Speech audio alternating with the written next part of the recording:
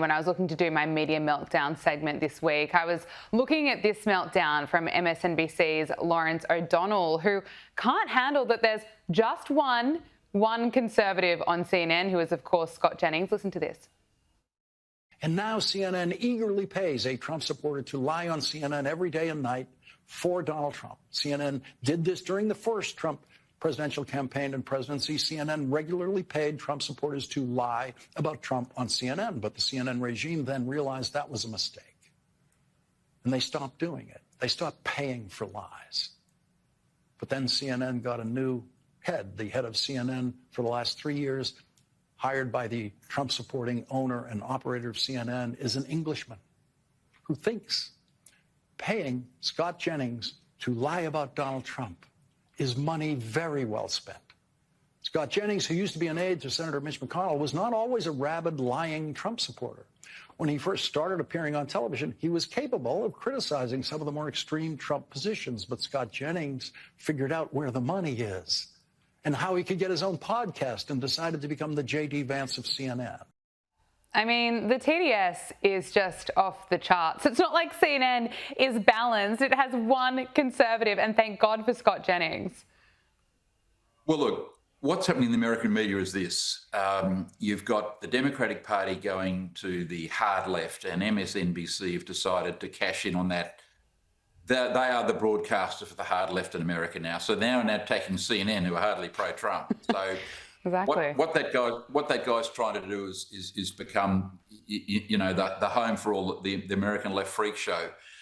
And as you say, to criticise CNN for having one supporter, and of course, if you agree with Trump, you're a liar. I mean, seriously. So this is the problem with MSNBC. Their own ratings, of course, are down enormously over the last few years. Fox have gone up incredibly strongly, and they've just decided they're the home of the hard left. Now, going back to what we were saying before, the problem for Gavin Newsom and Kamala Harris and Pritzker, the more moderate, sensible, Clinton-esque, political descendants of Bill Clinton, and the sort of more sensible, mainstream, moderate, rational Kennedy wing of the Democratic Party is, that the Democratic Party itself, the membership have gone mad left. Stations like MSNBC have gone mad left, and they're going to support, an AOC-type candidate. Bernie Sanders is probably too old now, but they're going to endorse a hard left candidate against J.D. Vance because that's their home now. They're gravitating to the extreme left because moderate positions are not drawing any ratings in America. Michael, let's just turn to news in Australia. Former Prime Minister Scott Morrison has made an intervention on the coalition's issues with net zero, saying that net zero at any cost on a rigid timetable is not policy but ideology. It's interesting, this also comes just as Bill Gates, who spent decades fear-mongering around climate change, has now backflipped, saying that climate change will not lead to humanity's demise. So it seems like more and more people are kind of getting a bit of common sense when it comes to climate change. But what do you make of Scott Morrison's comments and what it means for the coalition's position?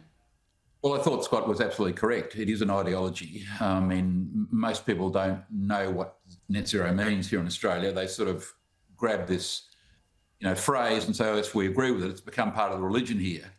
The more thinking people like the idea of a net zero increase in emissions, but say, well, hang on, it can't come at any cost. It can't come at booming prices, particularly for electricity. And so what we're seeing around the world, not just here, but in Britain and Germany, other countries, is people saying, look, we like it as an objective, but it is sending our countries deep, deep, deep into debt. It's killing the chances of the working middle class to pay their bills. And so you're seeing a market correction. The problem the coalition's got here in Australia is that having introduced net zero in 2021, we're now actually trying to tell people, no, now we're against it. And that's politically a very difficult argument.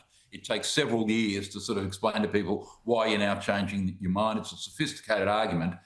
And so the coalition here are being bedeviled a bit by our own history, because as I said, it was only 4 years ago that we first introduced this policy, which the nation then grabbed.